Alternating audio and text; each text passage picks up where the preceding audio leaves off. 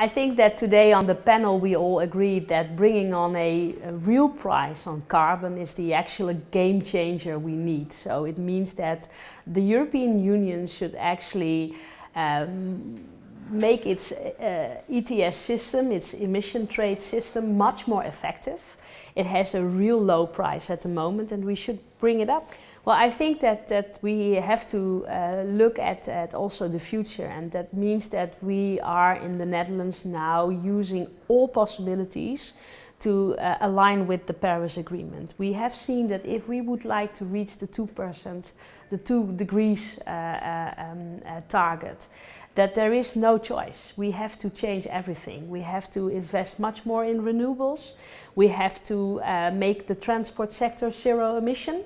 So for instance, in the Netherlands, we will have all buses by 2025 be zero emission. We have to look at the cars, we have to look at the agriculture.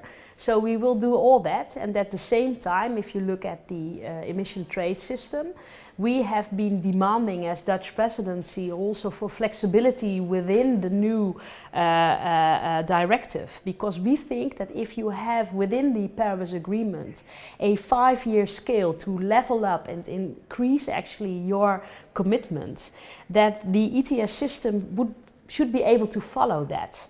So for us it's very important that if we step up our efforts, that the directive which is dealing with the emission trade system is also that flexible and can also cope with our ambition. Well, first of all, I think that my country faced the problems of climate change already some longer time now.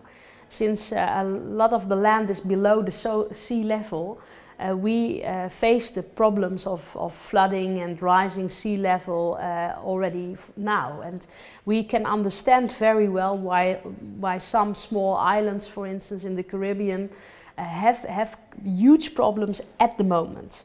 And what I have seen within the European Union is actually a huge friendship and a common sense on the issue. So yes, we all have our own abilities and responsibilities, and there are differences. Obviously, some countries, as my own country, are heavily depending on fossil fuels. Some others are much more depending already on renewables. So there are differences, but the goal is the same, and that is the beauty of this. I think that the European Union was in the High Ambition Coalition, and we were all there, present, from Poland to Spain and from the UK to Greece, so to say. And this unity on the climate dossier, on this file, is really unique. And I think it is also something which is going to stay. And I think that the Dutch government is always advocating for bringing in the non-state actors, like cities, mayors, civil organizations, environmental activists, because what we need to do is actually to bring all our efforts together and then see what we can contribute.